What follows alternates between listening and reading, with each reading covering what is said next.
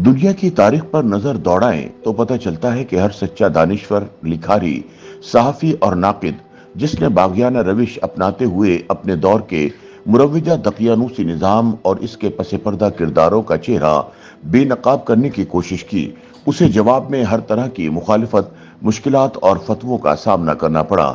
लेकिन इस इम्तहान में सुरखरू वही अहले कलम व दानिश गर्दाने गए जो अपने मौकफ की सच्चाई पर कायम रहे और इस जद्दोजहद में अपनी जान से गुजर गए। जनरल जियाउल हक के मार्शल लॉ दौर में सिर्फ 48 वर्ष की उम्र में पुरस्कार हालात में इंतकाल कर जाने वाले वारिस मीर ने अपनी जिंदगी हुर्रियत फिक्र के लिए जद्दोजहद करते हुए गुजारी। चुनाचे आजादी इजहार, शख्सी आजादियों और सचगोई से कमिटमेंट इनकी तहरीरों में जा बजा नजर आती है।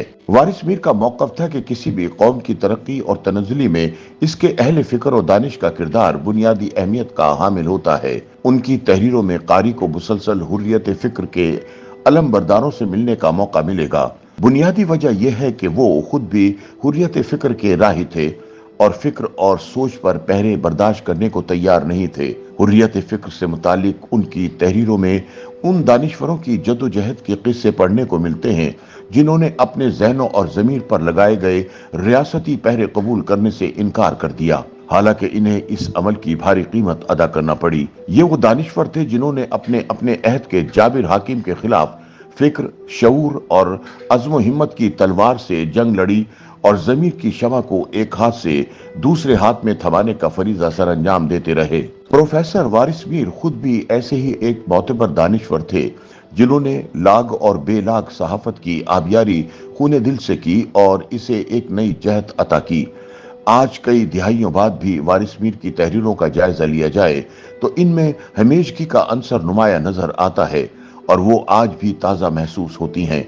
उन्होंने अपनी तहरीरों में जहां उन दरबारी दानिश्वरों, सहाफियों और अदीबों के बारे में लिखा जिन्होंने दुनियावी ओहदों और आसाइशों की खातिर अपने ज़मीर का सौदा किया, वहीं उन्होंने माजी के उन बाज़मीर और बाकिरदार दानिश्वरों, सहाफियों और अदीबों के बारे में भी बताया जो हुर्रियत फिक्र के राही ठहरे और जिन्होंने तमाम तर लालच और दबाव के बावजूद बमागे दोहल सच लिखा और दुनियावी मसलहतों का शिकार होने से इनकारी रहे। उनकी ज्यादातर काबिल जिक्र तहरीरें जनरल जिया के मार्शल लॉ दौर की तख्लीक हैं, जब सहाफत पाबंद सलासल थी और तरक्की पसंद और हुर्रियत पसंद दानिश्वरों को मुल्क दुश्मन और गद्दार करार दिया जाता था। जिया दौर में लिखे गए अपने एक मजमून में वारिस मीर लिखते हैं, मुसलमान माशरे ने अपने सियासी उरूज में यकीनन ऐसा इल्म परवर माहौल मुहैया किया था जिसकी गोद में बड़े बड़े तख्लीकी मुफक्किरीन और रिवायत शिकन दानिश्वर परवान चढ़े। ऐसे दानिश्वर जिन्होंने वक्त के हाकिमों के नजरियात और ख्यालात को चैलेंज किया, इनसे इख्तिलाफ किया और माशरे को सरकारी सांचे में डालने की कोशिश के सामने सीना तान कर खड़े हो गए।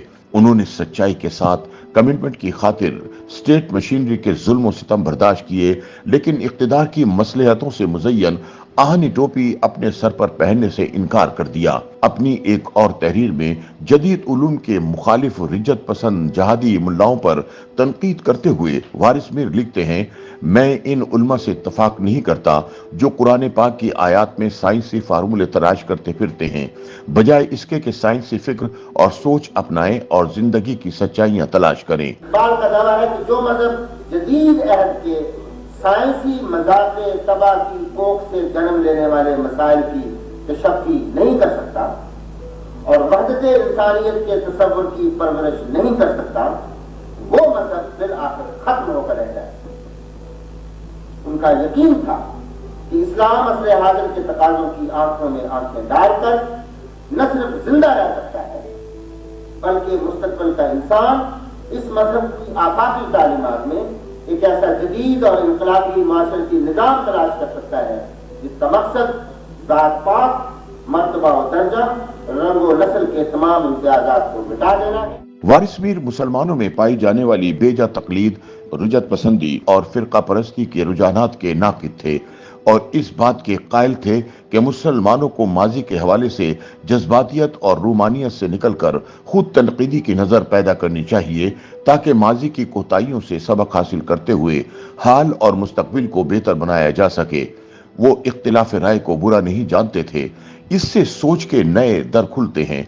ان کے مطابق سوچنا، سوال کرنا، شک کرنا اور انکار کرنا علم و معرفت کی پہلی سیڑھی ہے۔ وہ اس نظریے کے علمبردار تھے کہ پاکستان کا سیاسی اور اقتصادی نظام عوامی خواہشوں کے مطابق تشکیل دیا جانا چاہیے۔ اسی لیے انہوں نے ضیاء مارشل دور میں ریاستی پالیسیوں کی ڈٹ کر مخالفت کی اور انہیں عوامی امنگوں کا قتل عام قرار دیا۔ 25 برس سے زائد عرصے پر محیط اپنے صحافتی کیریئر کے دوران وارث میر نے سیاست میں فوج کی مداخلت کے خلاف لکھنے کے علاوہ جمہوریت، حریت فکر، انسانی حقوق، حقوق نسواں، دائیں اور بائیں بازو کی سیاست اور صحافت، آزادی اظہار اور اجتہاد سمیت سینکڑوں امور پر لکھا۔ جب جنرل ضیاء الحق نے اقتدار پر قبضہ کر کے مارشل لا نافذ کیا تو وارث میر نے اپنی تحریروں میں اس آمرانہ طرز عمل کی شدید الفاظ میں مخالفت کی۔ 1984 میں جب جنرل ضیاء الحق نے اپنے اقتدار کو مزید طول دینے کے لیے اسلام کے نام پر ریفرینڈم کروایا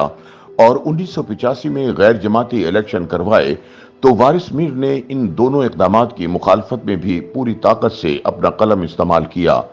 انہوں نے اپنے ایک مضمون میں لکھا، جس طرح ماضی کے مطلق العنان مسلمان بادشاہوں نے قرآن اور حدیث کی تعبیر و تشریح کو اپنے سیاسی مفادات کے لیے استعمال کیا، بالکل اسی طرح 1977 کے بعد سے قائم غیر جمہوری حکومت کے فوجی سربراہ مملکت قرآن و حدیث کو اپنے اقتدار کا دورانیہ بڑھانے کے لیے استعمال کر رہے ہیں۔ انہوں نے مزید لکھا، یہ ایک تلخ حقیقت ہے کہ پاکستان میں فوج اور فوج کی وساطت سے بیوروکریسی کی حکومت ہے۔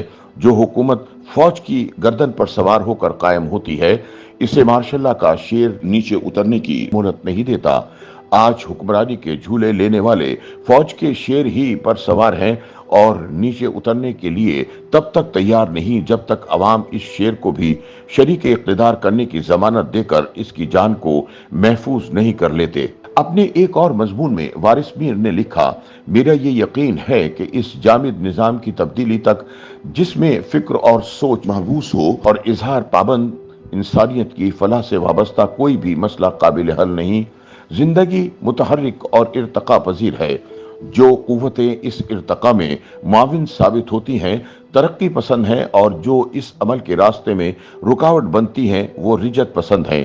جب جنرل ضیاء نے شریعت بل کے ذریعے عورت کو آدھا قرار دینے کی کوشش کی تو وارث میر نے کیا عورت آدھی ہے کہ عنوان سے ایک سلسلہ مضامین شروع کیا، جس میں انہوں نے اسلامی تعلیمات، قرآن مجید اور احادیث کے حوالے دے کر یہ ثابت کیا کہ مرد کے مقابلے میں کسی طور بھی عورت آدھی حیثیت نہیں رکھتی۔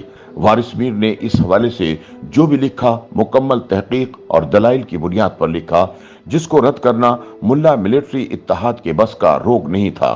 ان کا موقف تھا کہ عورت کو قید رکھنے والا معاشرہ خود بیمار ہوتا ہے۔ اسلام کا مقصود انسان کی انسان پر خدائی اور فرد کی فرد پر حکومت کے تصورات کو پاس کرنا اور انسان کی آزادی اور حریت کو قائم اور محفوظ رکھنا۔